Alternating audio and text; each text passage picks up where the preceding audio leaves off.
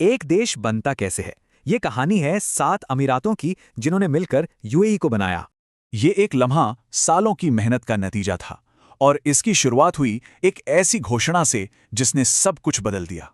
100 साल से भी ज्यादा साउथ ईस्ट अरब के इन शिखिडम्स को ट्रूशल स्टेट्स कहा जाता था। कई संधियों के बाद ये ब्रिटिश प्रोटेक्टोरेट बन गया, मतलब रक्षा और विदेश नीति ब्रिटेन के हाथ में थी। लेकिन 1968 में ये सब बदलने वाला था। एक ऐसा पावर वैक्यूम बना जिसकी किसी को उम्मीद नहीं थी। ब्रिटेन ने अपनी सेनाएं हटाने का ऐलान कर दिया। अब इन शासकों को अपना भविष्य खुद तय करना था। तो अब सवाल ये था कि अकेले रहें या एक हो जाएं। फैसला बहुत बड़ा और मुश्किल था।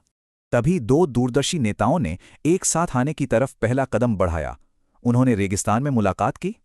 शेख जायद और शेख राशिद ने मिलकर एक यूनियन बनाने का फैसला किया और बाकी शासकों को भी न्योता दिया। बातचीत आसान नहीं थी, लेकिन आखिर में 6 अमीरात एक साथ एक स्वतंत्र राज्य बनाने को तैयार हो गए। और फिर वो दिन आया, 2 दिसंबर 1971। संविधान पर दस्तखत हुए और यूनाइटेड अरब एमिरेट्स का जन्म हुआ। उस वक्त इतनी भीड़ थी कि कहते हैं शासकों को ट्रीटी साइन करने के बाद खिड़की से बाहर निकलना पड़ा था।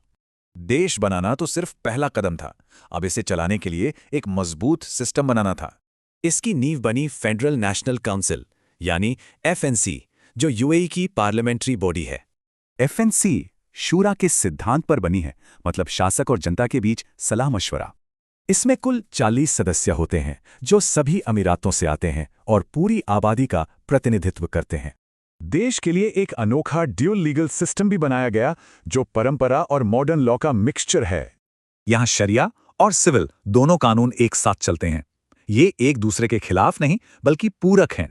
शरिया कानून ज्यादातर पारिवारिक मामलों को देखता है, वहीं सिविल लॉ बिजनेस और कॉमर्स के लिए है। यही मिला-जुला नजरिया यूएई की पहचान है, अपनी विरासत का सम्मान और दुनिया के साथ कदम मिलाना।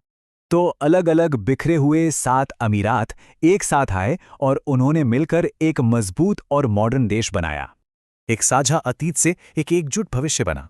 अब ये कहानी आगे कौन से नए अध्याय लिखेगी,